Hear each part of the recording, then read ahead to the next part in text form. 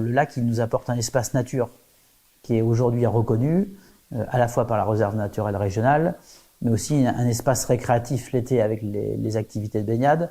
Et on se rend compte que cet espace, plus que jamais, il a une place. Donc nous, ce qu'on a fait au niveau de l'équipe municipale, c'est que un des constats qu'on avait fait en faisant la fusion de Beaumont et de Saint-Cyr, c'est qu'on avait beaucoup entendu dans la campagne de porte-à-porte avec les habitants qu'il y avait un problème d'appropriation du lac. En tout cas, les habitants de Beaumont-Saint-Cyr avaient l'impression que cet espace était un espace clos, fermé, qui n'était pas accessible pour les habitants de Beaumont-Saint-Cyr.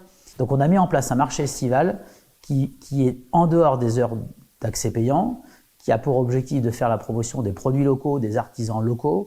Et donc on a voulu créer un temps de rencontre, à la fois habitants, touristes, habitants municipaux, habitants de l'axe Poitiers-Châtellerault et les touristes de passage, pour se dire le vendredi soir, il y a des acteurs locaux qui sont là pour prendre de beaux produits. Et donc, on essaie d'installer sur la commune de Beaumont-Saint-Cyr un marché à l'intérieur d'un domaine qui était considéré comme plutôt fermé. C'est la commune qui fait venir à l'intérieur du lac et c'est pas le lac qui fait venir les habitants. Donc là, c'est une appropriation forte par la municipalité de l'espace du lac.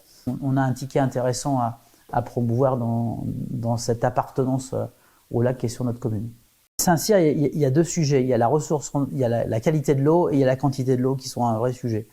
Moi, ce que je me suis rendu compte, c'est depuis les successions de sécheresse et l'évolution des budgets des communes, on a un problème sur l'axe Poitiers-Châtellerault de l'accès à l'eau, au sens large. C'est-à-dire que les piscines coûtent cher, donc on ferme progressivement les piscines parce que ça coûte cher ou qu'on n'a pas assez de personnel. On se rend compte qu'en période de sécheresse, d'un point de vue sanitaire, il faut favoriser l'accès à l'eau.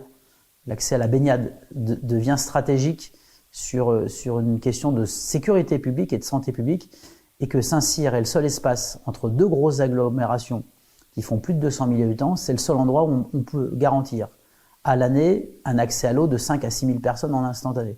C'est un vrai enjeu de sécurité sanitaire sur accès à l'eau. Il y a un vrai enjeu sur lequel nous, commune de Beaumont-Saint-Cyr, on doit assurer une promotion forte.